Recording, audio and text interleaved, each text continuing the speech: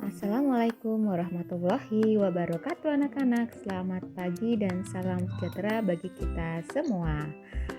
Anak-anak, hari ini kita akan belajar tema 2, subtema 1 dan 2, muatan pelajaran bahasa Indonesia. Sebelum memulai pelajaran pada pagi hari ini, kita berdoa terlebih dahulu ya, sesuai dengan keyakinannya masing-masing, agar kita mudah dalam menerima pelajarannya. Berdoa dimulai.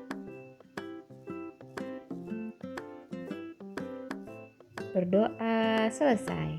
Nah, anak-anak, untuk lebih jelasnya kalian bisa perhatikan dan simak baik-baik video berikut ini ya.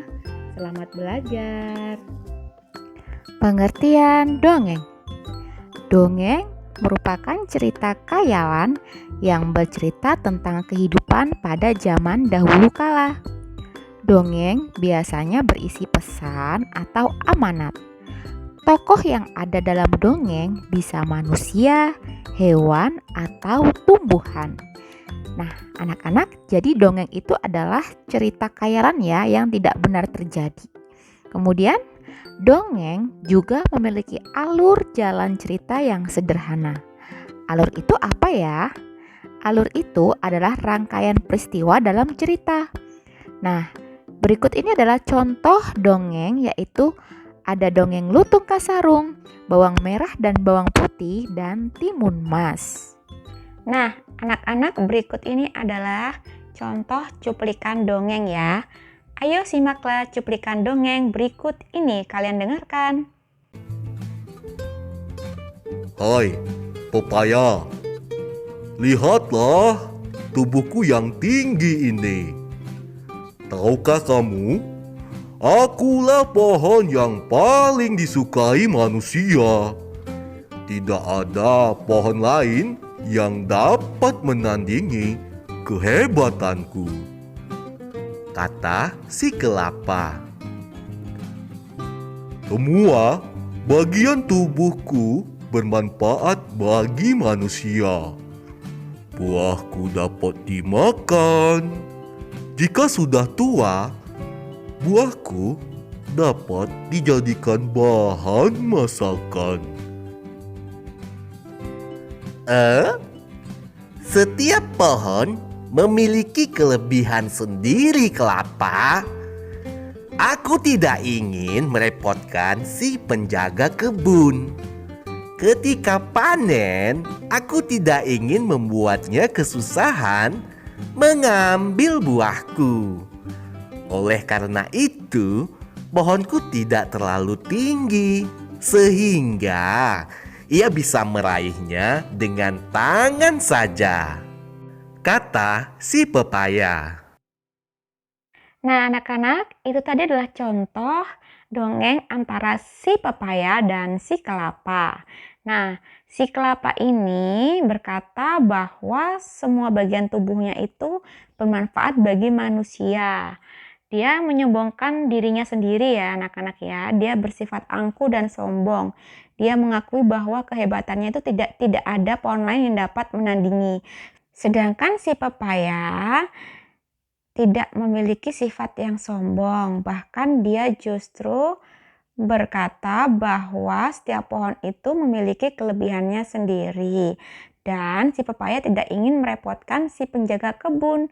Dia memiliki sifat yang baik hati dan tidak menyusahkan orang lain ya. Nah, sedangkan si kelapa memiliki sifat atau sikap yang sombong atau angkuh. Paham ya anak-anak ya? Jadi kalau kita perhatikan di sini tokohnya ada berapa? Iya, tokohnya ada 2, yaitu si kelapa dan si pepaya ya. Nah, anak-anak, tokoh yang ada dalam dongeng tersebut yaitu pohon pepaya dan pohon kelapa.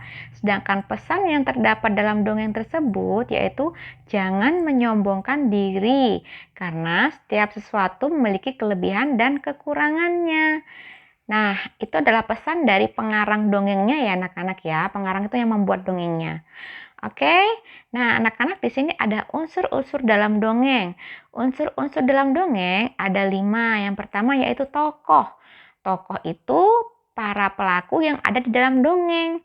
Kemudian yang kedua latar. Latar itu tempat, waktu, atau suasana yang terjadi dalam dongengnya. Misalkan dongengnya itu bercerita di hutan, nah itu tempatnya. Kemudian pada pagi hari atau siang hari itu waktunya. Itu bisa disebut dengan latar ya. Kemudian yang ketiga watak tokoh. Watak itu sifat tokoh dalam dongeng. Yang keempat yaitu alur. Alur itu rangkaian peristiwa dalam dongeng. Dan yang kelima yaitu pesan atau amanat. Pesan itu adalah keinginan yang ingin disampaikan oleh pengarang kepada pembaca ya anak-anak ya.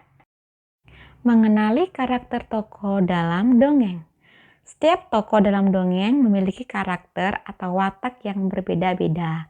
Ada karakter yang mendukung tokoh utama, ada karakter juga yang menentang tokoh utama. Ada juga karakter yang netral, artinya tidak mendukung atau menentang tokoh utama.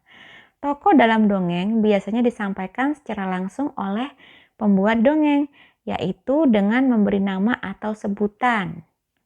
Misalnya ada si ayam, kemudian si kancil. Nah, itu namanya ya anak-anak ya. Nah, yang buat namanya adalah si pengarang dongengnya. Karakter tokoh dalam dongeng ditemukan dengan satu, disampaikan secara langsung oleh pembuat atau pengarang dongeng. Yang kedua, melalui percakapan antar tokoh. Kemudian yang ketiga disampaikan oleh tokoh lain. Dan yang keempat, pendapat tokoh lain. Menemukan pesan dari teks dongeng. Dongeng biasanya berisi pesan yang ingin disampaikan oleh pengarang kepada pembaca. Untuk menemukan pesan tersebut, kita dapat membaca atau menyimak dongeng dengan cermat, ya anak-anak. Jadi, pesannya itu bisa kita temukan ketika kita telah membaca selesai dongengnya, sampai dengan selesai. Dongeng juga dapat disajikan dalam bentuk gambar seri. Gambar seri adalah rangkaian gambar yang mewakili isi cerita atau dongeng. Nah, anak-anak coba perhatikan gambar berikut ini ya. Nah, gambar ini adalah gambar orang yang sedang melakukan pantomim. Kira-kira apa yaitu pantomim? Nah, pantomim sendiri adalah pertunjukan teater atau kegiatan yang menirukan gerak atau ekspresi wajah. Jadi, orang yang menirukan gerak atau ekspresi wajah itu adalah pantomim ya, tanpa berkata-kata. Jadi dia hanya menunjukkan gerakannya saja dan ekspresi wajahnya saja. Nah, pertunjukan pantomim ini diiringi dengan musik, tata panggung, dan tata lampu ya anak-anak ya. Contoh gambar orang yang melakukan pantomim bisa kalian perhatikan gambarnya. Pasti kalian pernah melihatnya. Jadi dia hanya melakukan pertunjukan dengan cara menirukan gerak atau dengan ekspresi wajahnya. Nah, anak-anak, itu tadi adalah materi tentang dongeng ya anak-anak ya. Oke, baiklah. Cukup sekian Ibu Guru akhiri. Untuk tugasnya ada di classroom ya anak-anak ya. Selamat belajar. Kerjakan dengan sungguh-sungguh dan selalu patuhi kedua orang tua dan selalu menjaga protokol kesehatan. Ibu Guru akhiri, wassalamualaikum warahmatullahi wabarakatuh. Selamat pagi, tetap semangat dan semangat belajarnya. Terima kasih.